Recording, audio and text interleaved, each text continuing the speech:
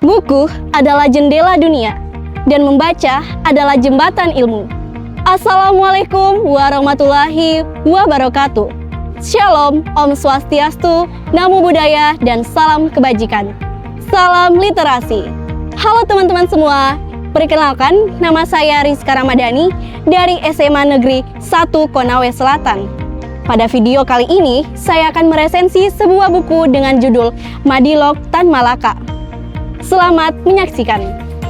Buku Madilog ditulis oleh Tan Malaka yang diterbitkan oleh penerbit Narasi pada tahun 1943 dengan jumlah halaman 566 halaman. Lalu, siapakah tokoh Tan Malaka itu dan mengapa buku ini penting? Tan Malaka adalah seorang tokoh revolusioner dan intelektual bangsa yang dikenal karena perjuangannya dalam bidang pemikiran dan kemerdekaan bangsa Indonesia. Tan Malaka juga menulis beberapa karya penting terkait masalah sosial dan politik, di mana karyanya yang paling berpengaruh adalah buku Madilog ini. Dalam buku ini, Tan Malaka mengajak kita untuk meninggalkan cara berpikir yang mistis dan dogmatis menjadi berpikir lebih yang rasional dan kritis. Bagaimana dengan isi dari buku Madilog ini? Jadi, buku ini berisikan tentang 3 cara berpikir utama. Yang pertama yaitu materialisme. Materialisme yaitu berpikir berdasarkan fakta. Yang kedua, dialektika, yaitu memahami perubahan secara logis dan bertahap. Yang ketiga, yaitu logika, alat untuk menilai benar atau salahnya suatu pemikiran secara sistematis.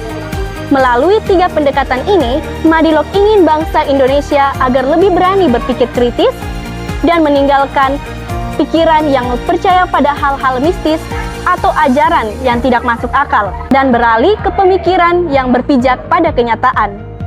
Nah, selain itu, buku ini juga memuat kritik sosial, pendidikan, dan ajaran agama yang dianggap membelenggu nalar masyarakat.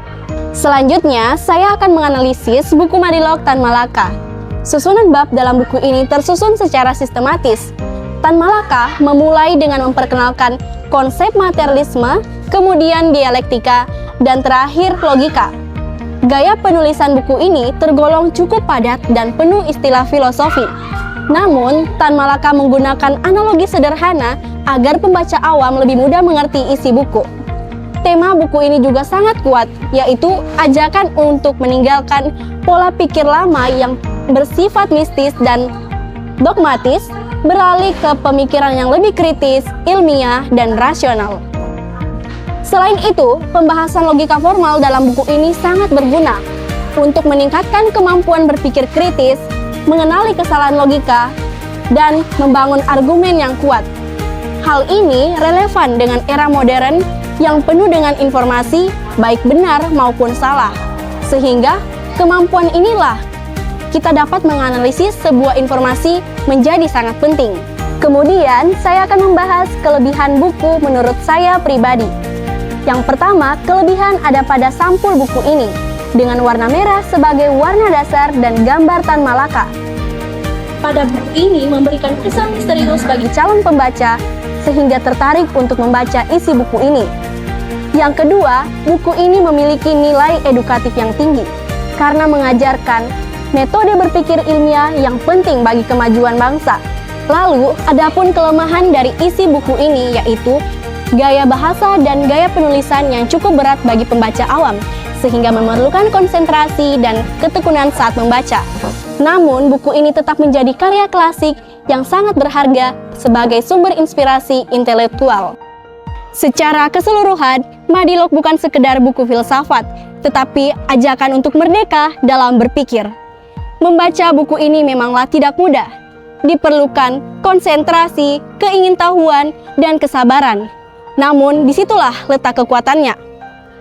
Karena Madilog mampu mengasah pola pikir kritis dan membentuk karakter yang rasional.